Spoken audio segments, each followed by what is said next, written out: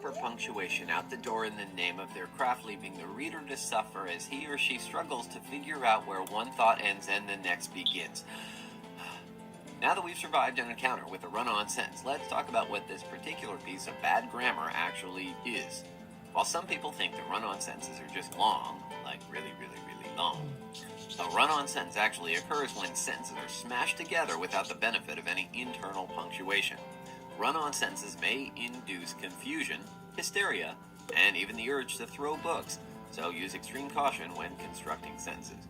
The nice thing about run-on sentences is that they are easily fixed, and we have a whole slew of tools to choose from, including colons, coordinating conjunctions, dashes, periods, and semicolons. Yeah, all these things. So let's look at some examples of run-on sentences and how to fix them. So say we have the run-on sentence. William Faulkner is a well-known American author. He lived in Mississippi for most of his life. You can visit his house in Oxford and see where he scribbled all over the bathroom wall. Yeah. How can we fix this crime against grammar? Not to mention against poor Mr. Faulkner. Well, we could deploy several periods, so we end up with William Faulkner is a well-known American author, period. He lived in Mississippi for most of his life, period. You can visit his house in Oxford and see where he scribbled all over the bathroom wall, period. Or we could deploy some periods and a well-placed who to get William Faulkner is a well-known American author who lived in Mississippi for most of his life, period.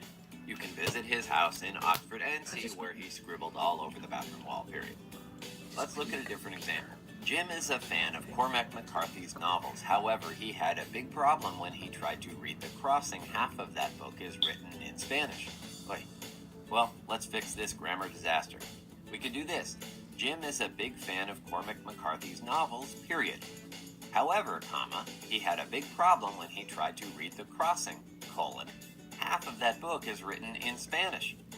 Or we could do this. Jim is a fan of Cormac McCarthy's novels, comma, although he had a big problem when he tried to read The Crossing, dash, half of that book is written in Spanish. Or we could try door number 3. Jim is a fan of Cormac McCarthy's novels, period. However, comma, he had a problem when he tried to read The Crossing because half of that book is written in Spanish. Well, run-on sentences can be difficult for the reader to comprehend. So while most of us will never have a really good reason to deploy a run-on sentence, this doesn't mean we won't encounter run-on sentences in literature. For example, take this lengthy entry from James Joyce's novel, Ulysses. I was a flower of the mountain, yes, when I put the rose in my hair like the Andalusian girls used, or shall I wear a red, yes, and how he kissed me under the Moorish wall. And I thought, well him as another, and then I asked him with my eyes to ask again, yes. Well, let's just stop right there, because we're a G-rated site. That's 58 words without the benefit of any internal punctuation, and while that may seem like a lot, the truth is that Joyce's sentence actually continues for another 53 words. Holy moly. That gives us a total of 111 words. No pauses, no stop until the very end.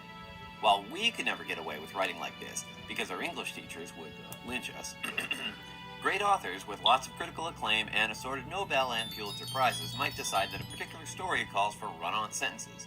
So unless literary critics start calling us the next Ernest Hemingway, we need to stick to proper internal punctuation and avoid those run-on sentences.